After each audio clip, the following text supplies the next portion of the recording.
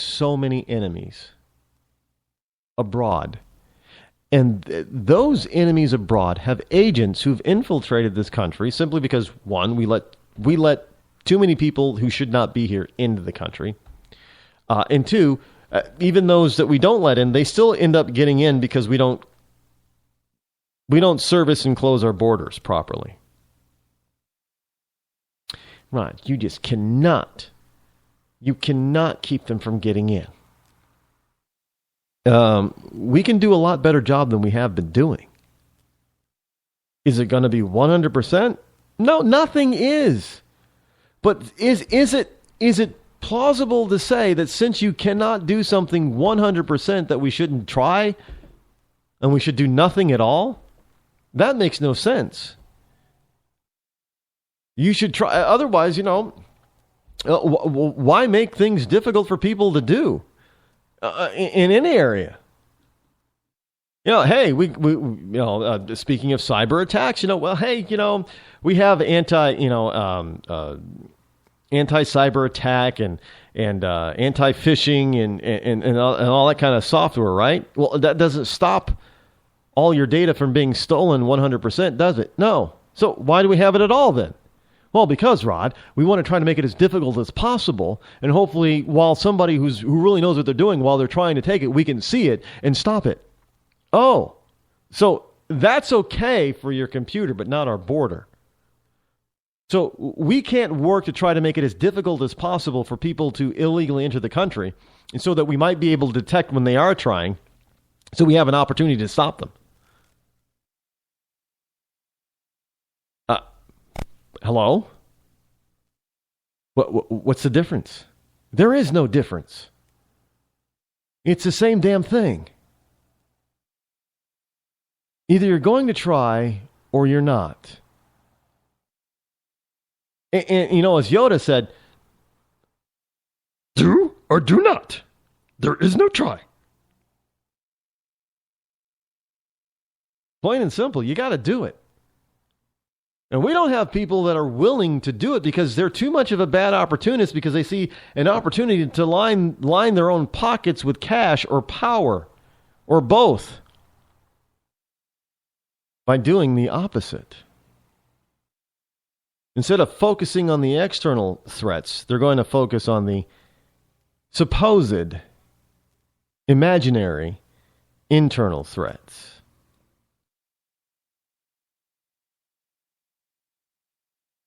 From thehill.com. Sanders, that means Bernie Sanders, Sanders calls Clinton's wealth a problem. Now, I don't know what the hell is wrong with Vermonters.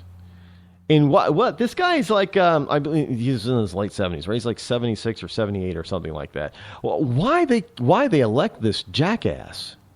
Quite frankly. I mean, the guy is such a big hypocrite.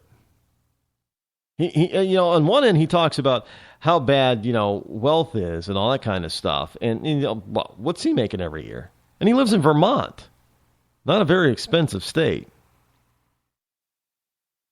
Presidential contender Senator Bernie Sanders of Vermont, the communist from Vermont, said that Hillary Clinton's wealth is a problem after reports surfaced that she and former President Bill Clinton, her husband still, have made roughly $30 million since 2014. It's a problem, Sanders said, in a response to a question from CNN's Wolf Blitzer on whether the amount of money was problematic. But a more serious problem is, what do we do about the grotesque level of income and wealth inequality in America today? Well, I don't know. Do we put somebody like Hillary in charge? They made $30 million in a year. And they don't own a business. Think about that. I mean, it's one thing if you have a business and you produce a product or service that a lot of people are willing to pay you for. See, that's the other thing. You got a business and you make $30 million, you probably sold, a lot more than $30 million worth of product or goods and services, and you weren't forcing anybody to buy it. They just willingly gave you their money, their hard-earned money, because you had something that they really wanted and felt they couldn't live without. The Clintons have no such business. They have no product or service other than giving speeches. So in other words, these two former politicos who are bad opportunists made over $30 million in a year with no business. They produced nothing that contributed back to the economy. Nothing. They received that $30 million via giving speeches and through donations. And yet she claims that she wants to be a champion for the American people, the middle class. They haven't been middle class in about 30 years. I guess a middle class person, they fly first class all the time. They have Secret Service protection. Middle class. They've lived in the White House. They have big homes in New York and in Washington D.C. They took vacations on Martha's Vineyard. Yeah, that's the average American. They make $30 million in a year, and the average American doesn't even come close to making $30 million in a lifetime. But yeah. They know exactly what it's like to be a middle-class average American. Now, the Vermont senator has focused on combating income inequality during his time during the Senate, which is a bunch of BS. What do you mean battling income inequality? You can't have income equality unless you believe that everybody should earn the same thing, i.e., you're a Marxist or communist. Hello? He's an independent. No, he's not an independent. He's a communist. And he's a bad opportunist. And he will take advantage of every opportunity that turns things in his favor, even if it means running over Hillary and Bill with an SUV over and over and over again. Politically speaking, of course. I don't believe he would really do that in real life. You got to say that, or else somebody's going to accuse you of, being a whatever monger. It's a metaphor. You got to say that too, because there's some people that, people and government officials that live in Rush Limbaugh's Rio Linda. They're going to say, "Hey, Rod just said that Bernie Sanders is going to run over the Clintons with his SUV." I don't even know if Bernie Sanders actually owns an SUV. I don't particularly care if he does or doesn't.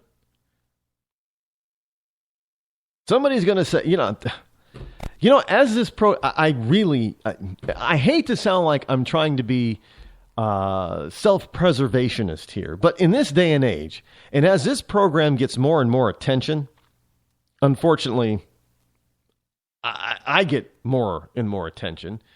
So I really have to make sure that I'm pretty damn clear about what I'm saying. Because otherwise somebody's going to, I don't know, they're going to turn the NSA and Homeland Security cameras and listening devices in on me. And before I know it, I'm going to have, people with dark glasses and suits knocking on my door, asking me all kinds of questions. So, the whole thing about Bernie Sanders running over the Clintons with an SUV is a metaphor. Kind of like a metaphor. Yeah, throwing them under the bus. Do we really mean that you're trying to literally throw somebody under a running bus? No, it's a metaphor, folks. I mean, seriously. And do you realize how far we have devolved, that people have to actually say that type of thing in order to protect themselves? I thought this was the United States of America, where we had freedom of expression. Really? And there are some people that want to tell me that, well, we got to do this and do this and do this. Really? So that every time you speak, you have to do so with such clarity and hope that nobody misconstrues what you say, so that a government official ends up knocking on your door, possibly hauling you off. That's what you really want.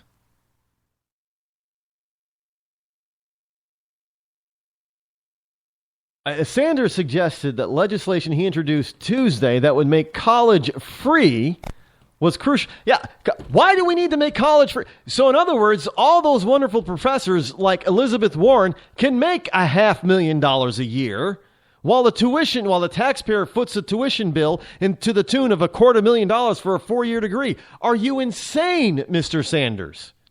Well, probably yes. I also find it kind of amazing that, Ronald Reagan, they said I was too old. And now we've got a dozen or so people in Congress that are as old or older than Reagan was. And they're fine. Quite a few of them are Democrats, and they're fine. They got all their faculties. But Ronald Reagan, he was just too old. But now these people are at that age or older, and they're fine. And most of them are liberal or rhinos. How is that possible? Oh, because they're liberals or rhinos. That's why it's possible, and that's why it's okay. They can be 80 years old. Look, how old is Hillary going to be if she's elected? 72 to start? Weren't they saying that McCain might be too old? And he was 72, 74? Hello? It's okay for a Democrat. And Sanders is 76, 78? But he's got all his faculties, right? We don't have to worry about Sanders. Oh, no. Bernie's okay. Bernie's a good dude. Bernie's a good communist. Nothing wrong with Bernie. Folks, look, you have just got to pay attention. In order to protect yourself and your family, you've got to pay attention to who's really a bad opportunist. They're all around you. I hate to say it, but they are. From the used car salesman down the street, or downtown, to your local politician, to your national politician like Bernie Sanders or Barack Obama.